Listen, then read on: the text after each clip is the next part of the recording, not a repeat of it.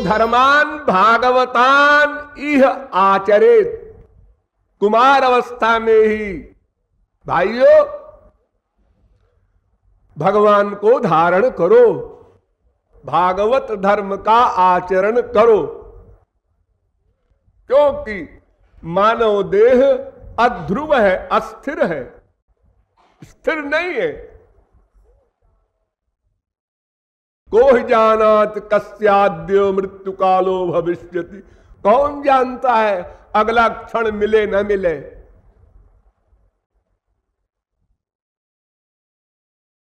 उत्तिष्ठध्वम जागृयध्वम, देर न करो, उठो, जागो, चलो। सफर लंबा है, समय का पता नहीं।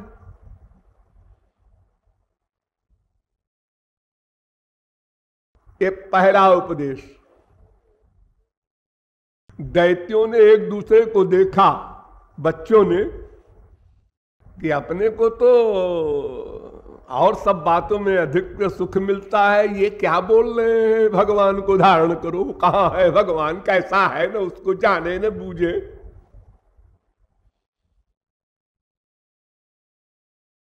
उससे हमारा रिश्ता क्या है। यदेश सर्वभूतानां प्रिय आत्मेश्वर सुहृत। दूसरा लेक्चर रीजन बता रहे हैं क्यों भगवान को धारण करो। कि यदेश सर्वभूतानां प्रिय आत्मेश्वर सुहृत। मैं के श्लोक के हजारों वर्ष व्याख्या कर सकता हूं, इतने इंपॉर्टेंट श्लोक है, किंतु यहां समय नहीं है। संक्षेप में ही आप लोग समझिए, और बहुत बार समझा चुका हूं डिटेल में। ये जो भगवान है ये सर्वभूतानाम, समस्त प्राणियों के, आत्माओं के प्रियतम है, आत्मा है, स्वामी है, हितैषी है। इतने रीजन हैं। प्रियतम है, आत्मा है, स्वामी है और हितैषी है। वो हमारे प्रियतम कैसे हैं, हमारी आत्मा कैसे हैं, हमारे शासक कैसे हैं, हमारे हितैषी कैसे हैं, एक एक प्रश्न के उत्तर बड़े लंबे चौड़े हैं।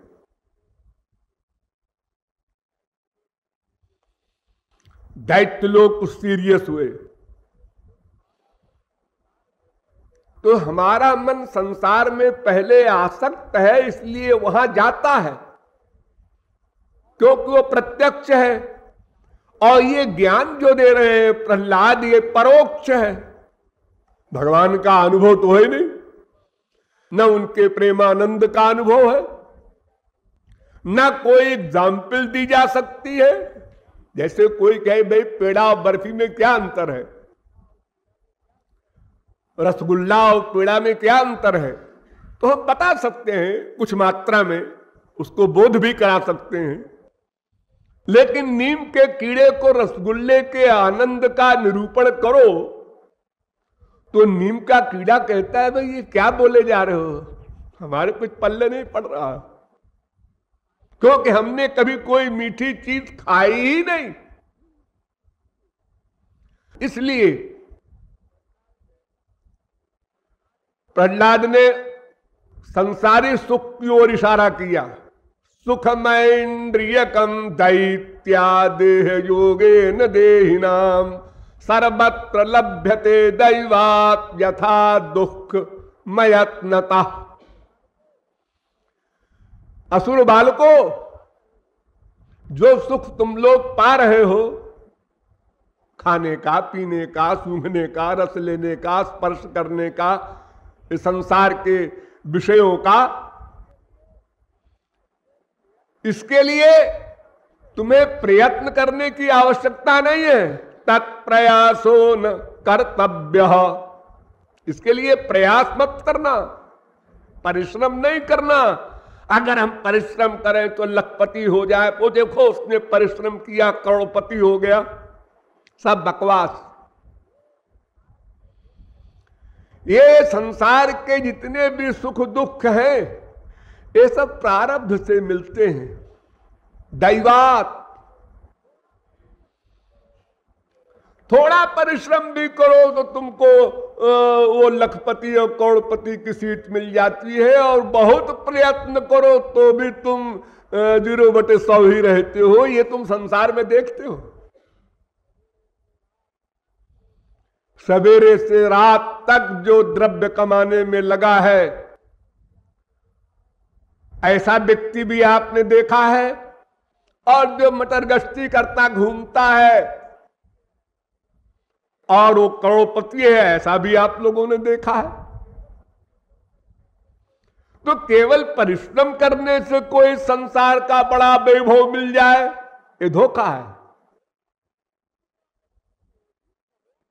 इसलिए अगर तुम ये भी कहो कि संसार में सुख है, छोटा है, तुम्हारे भगवान के यहां बड़ा होगा, मान लिया, चलो हम तुम्हारी ये बात भी मान लेते हैं, तो वो संसार का सुख और वैभव जो कुछ है वो तो अपने आप मिलेगा, उसके लिए प्रयत्न नहीं करना होगा। लेकिन ये बताइए कि तुम्हारे भगवान की भक्ति का तो प्रयत्न बड़ा भारी होगा। नहीं, नहीं अच्युतम प्रीणयतो बह्वायासो सुरात्मजा आत्मत्वात् सर्वभूतानां सिद्धत्वादिह सर्वतः। असुर बालको ध्यान देकर समझो यहां पर कि भगवान की भक्ति पाने में, भगवान के पाने में बहुत बड़ा प्रयास नहीं है।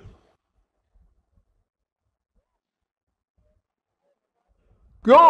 इसलिए कि वो हमारी आत्मा है, हमारा तो उस पर नेचुरल अधिकार है कि भगवान की भक्ति पाने में, भगवान के पाने में बहुत बड़ा प्रयास नहीं है।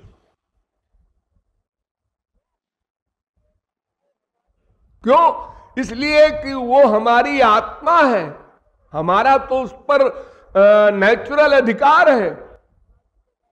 और फिर वो कृपालु वगैरह तमाम अलौकिक गुणों से युक्त है, वो तो अपनाने को तैयार बैठा है। फिर उसकी भक्ति में कोई शर्त भी नहीं है, ब्राह्मण हो, क्षत्रिय हो, वैश्य हो, शूद्र हो, विद्वान हो कि मूर्ख हो, रूपवान हो कि कुरूप हो, गुणवान हो कि निर्गुण हो, धनवान हो कि निर्धन हो, कोई शर्त नहीं है। इसलिए कोई आयास नहीं, परिश्रम नहीं है। और सिद्धत्वादि है सर्वतः, सब जगह प्राप्त है, ये और सुविधा है।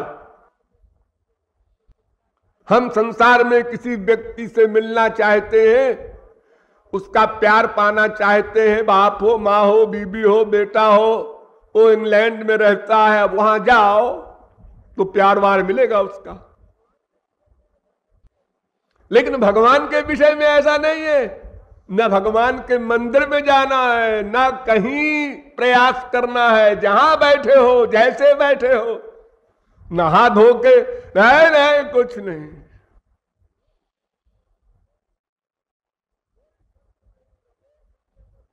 कोई शर्त नहीं, न देश नियमस्तस्मिन् न काल नियमस्तथा। किस जगह बैठो ये भी नियम नहीं, किस समय प्रेम करो भगवान से ये भी नियम नहीं, सर्वत्र सर्वदा। बताओ क्या आयास है? कहूं भक्ति पथ कवन प्रयासा, जोग न जप तप मख उपवासा, सुगम उपाय पाई के रे, सरल सुखद मार्ग यह भाई। बहुत सरल है।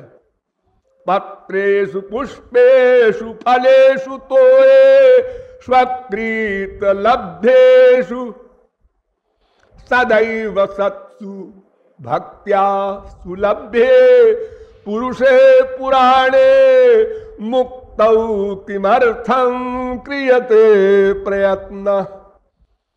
वेद व्यास कहते हैं अरे वो तो पत्र पुष्प फल जो भी दे दो और कुछ ना दो, केवल मन दे दो।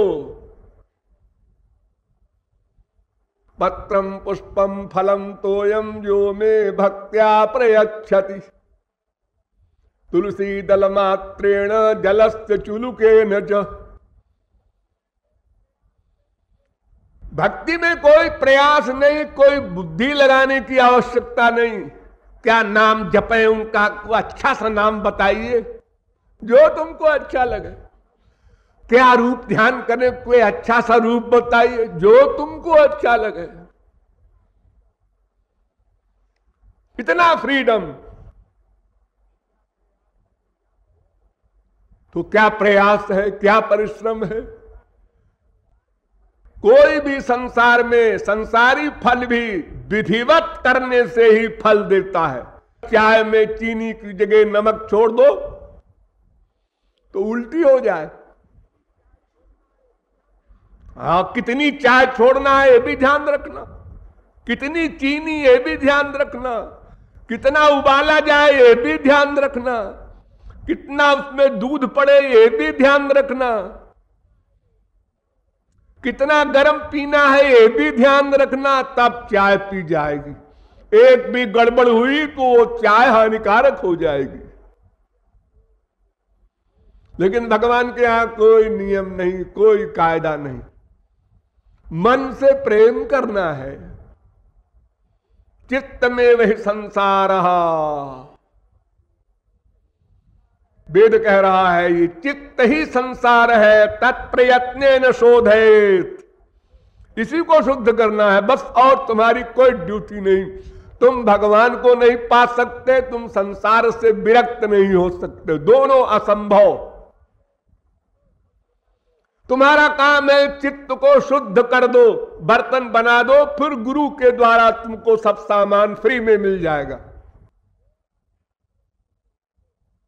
केवल अंतःकरण शुद्ध कर लो, इसके लिए भगवत भक्ति करना है। केवल अंतःकरण शुद्ध कर लो, इसके लिए भगवत भक्ति करना है।